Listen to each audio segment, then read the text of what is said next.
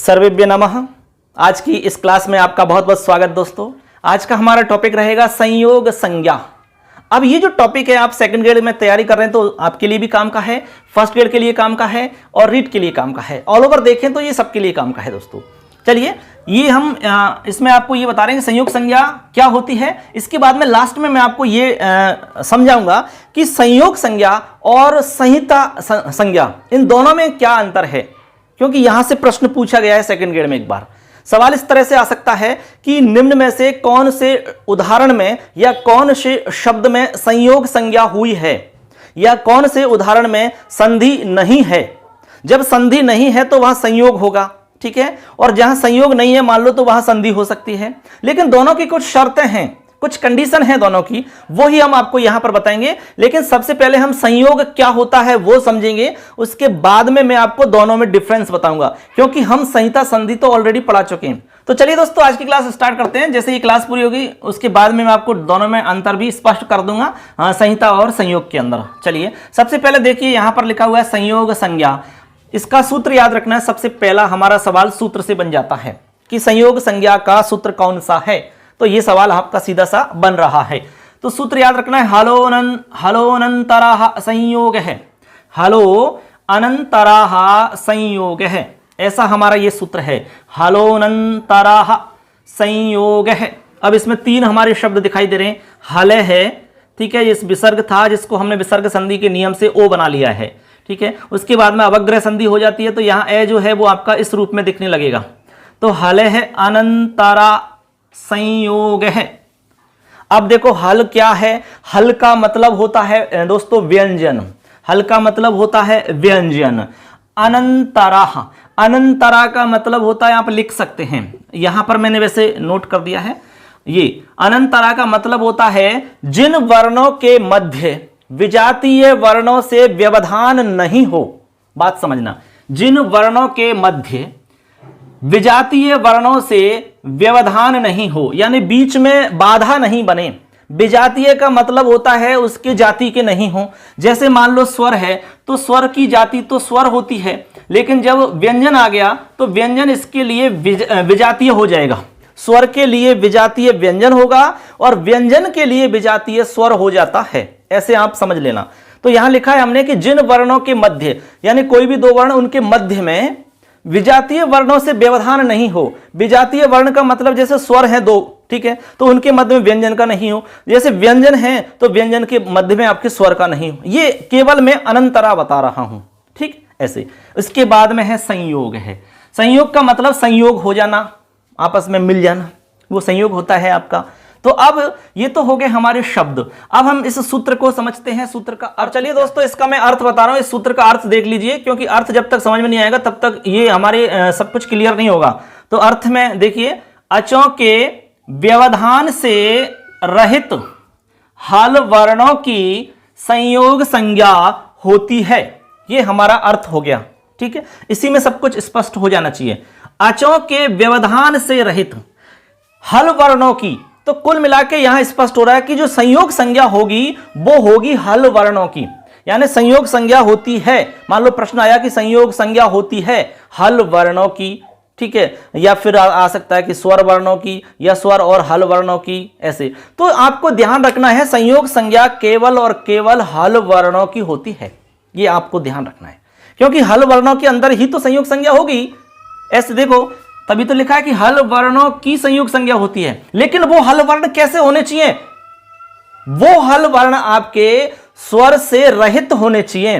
उन हल वर्णों में स्वर नहीं होना चाहिए, ये आपको समझना है, बस। वही तो लिखा है, अचों के व्यवधान से रहित। अचों के व्यवधान से रहित का मतलब है उनमें अच नहीं होने चाहिए, ऐसे हमें व्यंजन वर्ण चाहिए। उन हल वर्णों की संयोग संज्ञा होती है।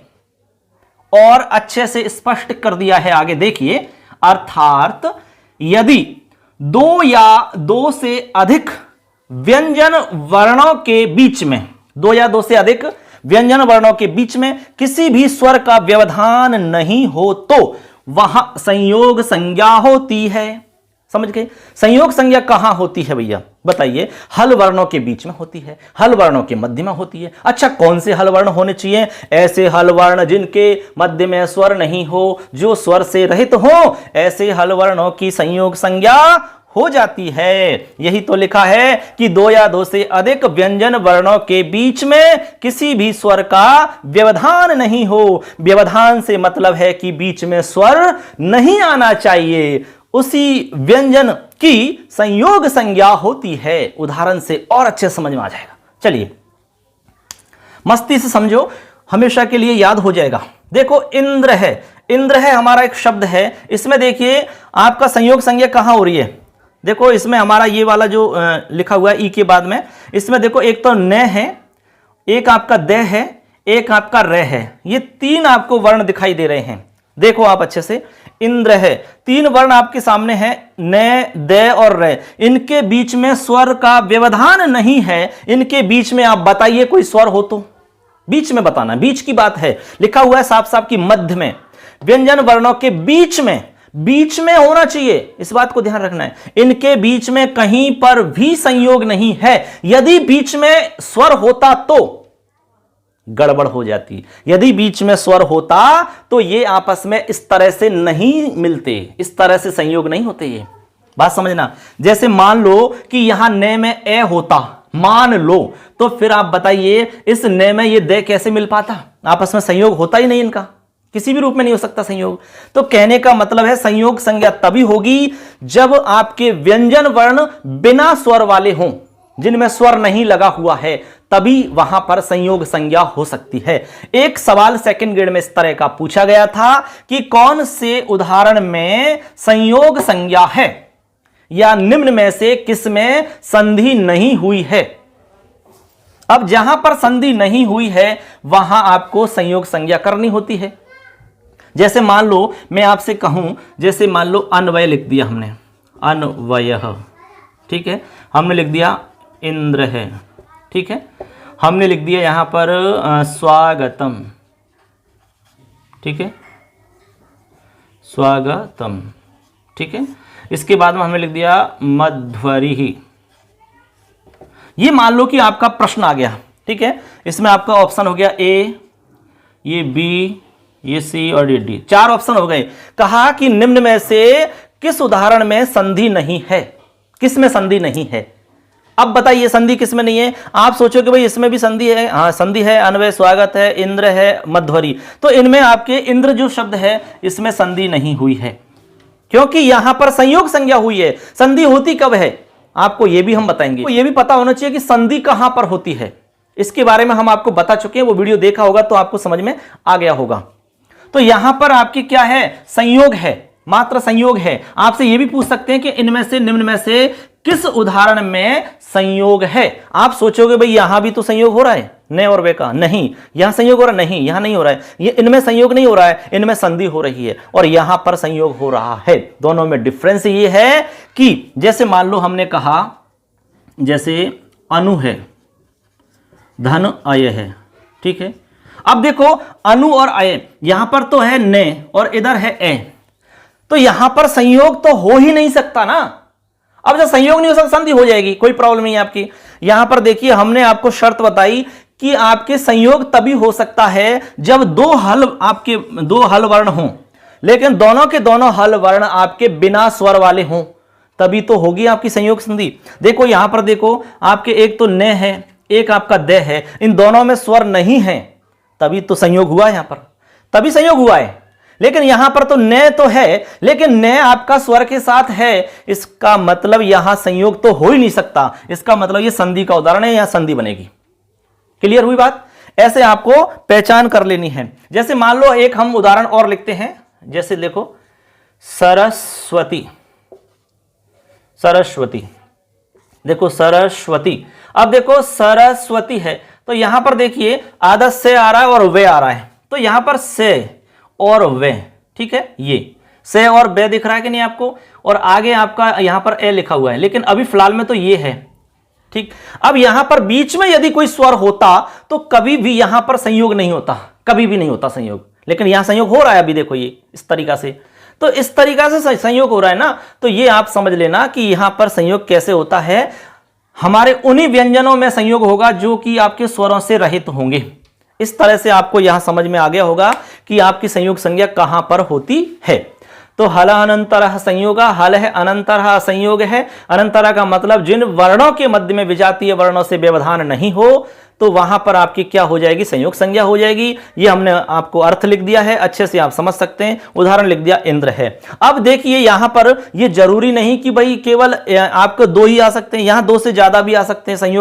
संयोग में आपके 4-4 वर्ण भी आ सकते हैं, कई बार 5-5, 6-6 वर्ण भी आ सकते हैं। अब दोस्तों आपको यह भी ध्यान रख लेना है कि जो संयोग संज्ञा आपकी होगी वो 2 वर्णों की तो होगी ही, लेकिन 2 से ज्यादा वर्णों की भी होती है। चाहे कितने भी वर्ण हैं आपके, 2 से 4 हैं, 5 हैं, 6 वर्ण हैं, वो आपस में मिल करके आपके संयोग संज्ञा में आ जाते हैं, उनकी भी संयोग संज्ञा हो जाती है। तो कुल मिला के हम कह सकते हैं कि जो हमारी संयोग संज्ञा होगी वो समुदाय की होगी, एक वर्ण की नहीं होती है। संयोग संज्ञा केवल एक वर्ण की नहीं हो सकती है, उसके लिए हमें क्या चाहिए, एक समूह चाहिए, एक समुदाय चाहिए, तभी जाकर के आपकी संयोग संज्ञा हो सकती है। जैसे आप यहां देखिए, यहां पर आपके ये 3 वर्णों का समूह है, तब इन 3 वर्णों के मिलकर के हमारी क्या हो रही है, संयोग संज्ञा हो रही है। इस तरह आपके और भी शब्द हो सकते हैं, इसमें आपके 4-4 भी वर्ण आ सकते हैं, किसी में 4 से ज्यादा भी वर्ण मिल सकते हैं, तो इससे हमें कोई दिक्कत नहीं है। अब देखिए इसमें एक नियम और ध्यान आपको रखना है, मैं इसको साफ कर देता हूं, इसके बाद में एक नियम और बताऊंगा मैं इसी का, ठीक है। तो इसको आपको अच्छे से समझना है, क्योंकि ये टॉपिक तो छोटा सा है, लेकिन एग्जाम में सवाल आपके बन जाते हैं, 1-2 सवाल यहां से पूछ लिए जाते हैं। अब चलो दोस्तों, मैं आपको एक उदाहरण और बता रहा हूं। अभी मैंने आपको बताया था, जैसे इंद्र बताया था, ठीक है, लेकिन आपको हमने कहा कि भाई 2 व्यंजन वर्णों के अलावा 2 से ज्यादा भी हो सकते हैं, 4 भी हो सकते हैं, 6 भी हो सकते हैं, तो वहां पर भी आपकी संयोग संज्ञा हो सकती है। जैसे हमने एक उदाहरण लिखा है तिलान्यस्त्रयावपति, ये जो उदाहरण है हमारा, इसमें देखो आपको 2 से ज्यादा मिलेगी, 2, 3, 4, 5 आपको एक साथ मिल रहे हैं। देखो यहां पर देखो तिला हमने लिखा है, इसको वर्ण विन्यास करके ते, इसमें ई लगा हुआ है तो ती बन गया। ले है उसमें आ लगा हुआ है तो ला बन गया। इसके बाद में यहां से आप देखेंगे, देखो ने और से, ये रहा आपका ने रहा और से रहा। इसके बाद में आपका त्रे है तो ते और रे हो गया। उसके बाद में ये है, उसके बाद में आ है, फिर वे है, फिर ए है, फिर पे, फिर ए, फिर ते और ई। इस तरह से हम वर्ण विन्यास करते हैं। अब यहां पर देखेंगे आप, तो इस जगह पे आप देखिए, यहां पर आपके मतलब संयोग हो रहा है। तो देखो 2-2 का जोड़ा बन रहा है आपका, यहां संयोग हो रहा है, यहां संयोग हो रहा है, इस तरह से। तो ऐसी स्थिति में जहां पर ज्यादा हो एक साथ व्यंजन वर्ण, ठीक है, तो वहां पर नागेश भट्ट जी ये कहते हैं कि आप 2-2 के जोड़ा बना करके वहां पर हम संयोग संज्ञा कर सकते हैं। 2-2 के जोड़ा के हिसाब से संयोग संज्ञा कर ली जाती है। तो कुल मिला के यहां पर आपकी संयोग संज्ञा हो रही है। देखो इन व्यंजनों के बीच में कोई भी स्वर नहीं है, यदि स्वर होता तो यह संयोग संज्ञा नहीं हो पाती। तो ऐसे उदाहरण और भी आप देख सकते हैं, कोई इसमें दिक्कत नहीं होनी चाहिए। अब इसमें एक नियम और है जो कि मैंने यहां लिखा है, वो नियम समझिए आप। नियम यह है कि पदांत व्यंजन वर्ण के साथ में, पदांत व्यंजन वर्ण विशेष रूप से आपको में और ने पर ध्यान रखना है, विशेष रूप से में और ने पर ध्यान रखना है। पदांत व्यंजन वर्ण के साथ में यदि स्वर का मेल हो रहा है तो वहां पर भी संयोग संज्ञा होती है। कैसे? जैसे स्वयं और एव है, स्वयं और एव। अब इस स्थान पर संधि कभी नहीं हो सकती, हो सकती है कि नहीं? स्वयं है और इधर आपका एव है, तो ऐसे स्थान पर हमने कहा कि पदांत व्यंजन है, ये पद का अंत है स्वयं और इधर एव है, तो यहां पर आपका बन जाएगा स्वयमेव। इस तरीका से स्वयमेव इस तरह बनेगा। यहां पर आपका क्या हो रहा है, ये संयोग हो रहा है, तो ऐसी स्थिति में भी संयोग हो जाता है। ये नियम है, हमने कहा कि एक थोड़ा सा विशेष नियम और भी ध्यान रखना है, तो ये भी आपको ध्यान रख लेना है। इसके बाद में सम है और आचार्य है, तो यहां पर भी आपका संयोग हो जाता है, तो बन जाएगा समाचार है। इस तरीका से ऐसे अलम है और एव है तो अलम एव बन जाएगा, अन है आदि है तो अनादि ही बन जाता है। तो ये भी विशेष नियम याद रख लेना है। सामान्य नियम तो हमने आपको बता ही दिया, तो ये आपका विशेष नियम हो जाता है। तो इस तरह से दोस्तों संयोग के बारे में पूरी डिटेल आपको समझ में आ गई होगी। अब जो हमारा संयोग है, जो हम इतनी देर से पढ़ रहे हैं, ये आपका 3 प्रकार का होता है, ये आप नोट कर लेंगे। अब दोस्तों ये जो हमारा संयोग है, जो हम इतनी देर से आपको पढ़ा रहे हैं, ये आपको ध्यान रखना है कि यह संयोग 3 परिस्थितियों में होता है। यह संयोग 3 स्थितियों में होता है। 3 स्थितियों में होता है। अब 3 स्थिति कौन कौन सी है? आदि, मध्य और अंत।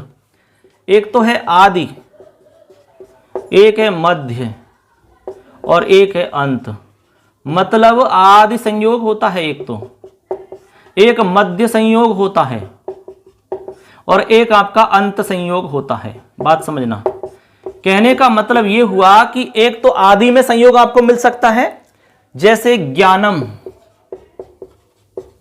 अब ज्ञानम आदि का मतलब स्टार्टिंग होता है, तो स्टार्टिंग में आपको इस तरह से संयोग मिल सकता है, जय और ये का संयोग होकर ज्ञ बन गया।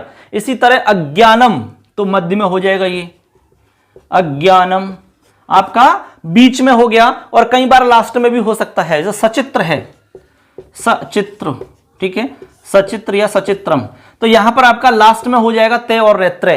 तो इस तरह से हमारा जो संयोग होगा दोस्तों वो 3 परिस्थितियों में हो सकता है। एक तो आदि संयोग हो सकता है, एक मध्य संयोग हो सकता है और एक आपका अंत संयोग हो सकता है। तो ये बहुत बड़ा टॉपिक नहीं है, एक छोटा सा टॉपिक था, लेकिन यहां से भी आपका सवाल बनता है। सेकंड ग्रेड हो चाहे फर्स्ट ग्रेड हो चाहे आपकी रीट हो, यहां से आपका सवाल आ जाता है। इसलिए आपको ये अच्छे से समझ लेना है। छोटा सा टॉपिक है इसलिए इसको तुरंत आपको क्लियर कर लेना चाहिए। ऐसे आपके 1-2 टॉपिक और बचे हुए संज्ञा प्रकरण के अंदर, उसके बाद में हमारा इसमें जो भी रहेगा मैटर वो शेष आपको बता दिया जाएगा। फिर आपका पूरे संज्ञा प्रकरण का टेस्ट लिया जाएगा दोस्तों। तो चलिए दोस्तों, आज की हमारी क्लास संपन्न हो जाती है। आपको ये क्लास कैसी लगी आपको कमेंट करके जरूर बताना। इसमें कोई डाउट है, कोई सवाल है तो आप पूछ सकते हैं दोस्तों, ठीक है। और हमारा जो कोर्स चल रहा है सेकंड ग्रेड का, उसको आप ज्वाइन करिए। हमारा जो मोबाइल एप्लीकेशन है आपको स्क्रीन पर देख रहा होगा, मिशन संस्कृत ज्ञान, अभी प्ले स्टोर पर जाइए और फटाफट डाउनलोड करिए। उसमें आपको और भी कोर्सेज मिल जाएंगे और बहुत ही सस्ते और अच्छे कोर्स आपको वहां पर मिलेंगे दोस्तों। और हमारे चैनल को सब्सक्राइब कर लेना दोस्तों, क्योंकि इस चैनल पर भी हम आपको बहुत सारी चीजें आपको उपलब्ध करवा रहे हैं। जैसे कि रीट की बात करें तो रीट में जो टेस्ट सीरीज है वो हमने आपको फ्री उपलब्ध करवा रखी है, वो आप देख सकते हैं। इसके अलावा और भी बहुत सारा मैटर है, वो आपको वहां पर चैनल पे मिल जाता है दोस्तों। तो जाइए फटाफट चैनल को सब्सक्राइब करें और हमारे मोबाइल एप्लीकेशन को डाउनलोड करें दोस्तों। धन्यवाद, मिलेंगे नेक्स्ट क्लास।